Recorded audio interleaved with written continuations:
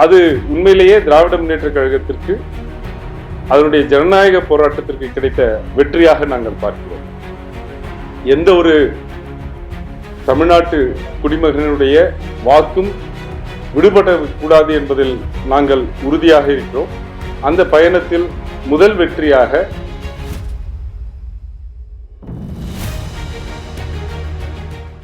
தமிழ்நாட்டில் மற்றும் 11 மாநிலங்களிலும் யூனியன் பிரதேசங்களிலும் 27/10/2025 அன்று தேர்தல் ஆணையம் SIR அறிமுகப்படுத்தியது.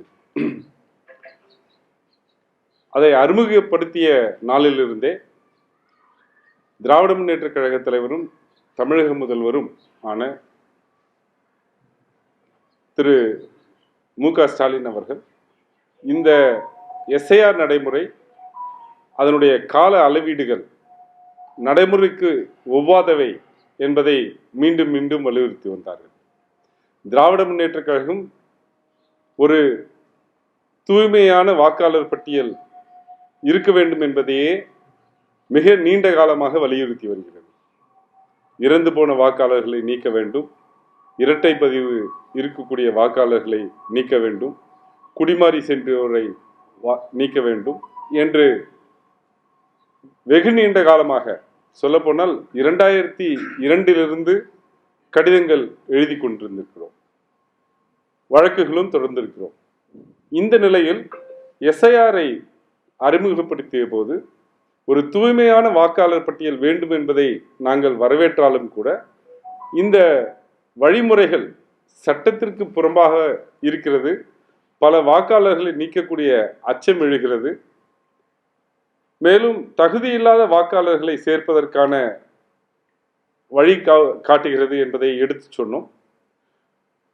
அதில் முதலாவதாக காலக்கெடு என்பது மிக நடைமுறைக்கு ஒவ்வாததாக இருக்கிறது என்பதை நாங்கள் வலியுறுத்தி கொண்டே இருந்தோம்.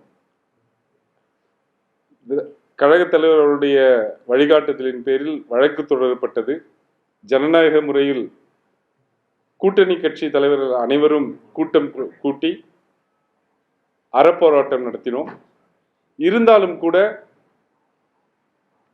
களத்தில் இருந்து எந்த ஒரு வாக்காளருடைய வாக்கும் நீக்கப்படக்கூடாது என்பதற்காக திராவிட முன்னேற்ற கழகத்தினுடைய BLA 2க்கள் பணியாற்றினார்கள்.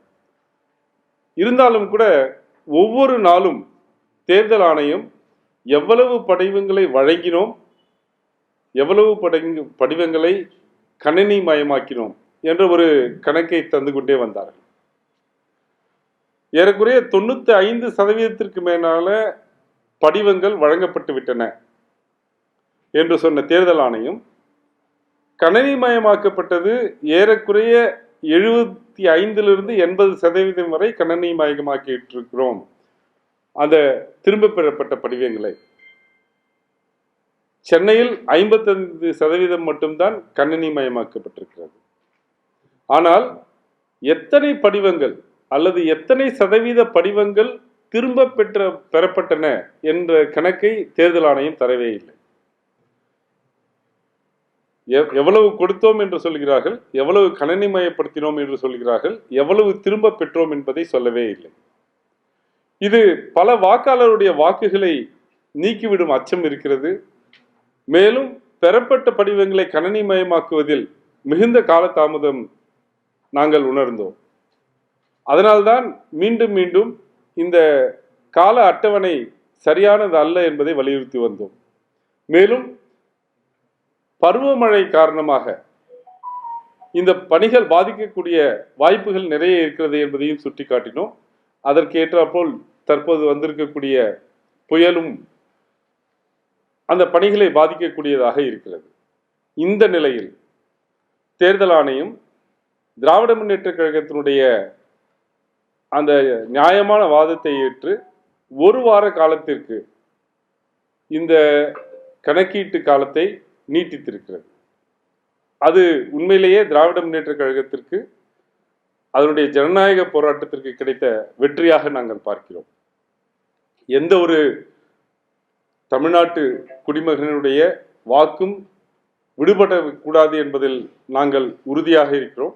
அந்த பயணத்தில் முதல் வெற்றியாக 1 வார காலத்திற்கு இதை தள்ளி வைத்திருப்பது கொடுக்கப்பட்ட அனைத்து படிவங்களை திரும்ப பெறுவதற்கும் அவற்றை கணினிமயமாக்குவதற்கும் பயனுள்ளதாக இருக்கும் என்று கருதுகிறோம். இருந்தாலும் கூட இந்த எஸ்ஐஆர் பணியில் பல சிக்கல்கள் இன்னும் தீர்க்கப்படாமல் இருக்கின்றன. உச்ச நீதிமன்றத்தில் நாங்கள் எடுத்து சொல்லியிருக்கிறோம், பீகார் தேர்தலில் அல்லது பீகார் மாநிலத்தில் நடத்தப்பட்ட எஸ்ஐஆரில் வாக்காளராக தேர்ந்தெடுக்கப்பட்டவர் அல்லது தெரிந்தெடுக்கப்பட்டவர், பட்டியலில் சேர்க்கப்பட்டவர் அதை காட்டி தமிழ்நாட்டில் வாக்காளராகலாம் என்ற ஒரு 13வது ஆவணமாக அதை நாங்கள் ஏற்றுக்கொள்வோம் என்று கூறியிருப்பது எந்த விதத்திலும் ஒப்புக்கொள்ளக்கூடியது அல்ல.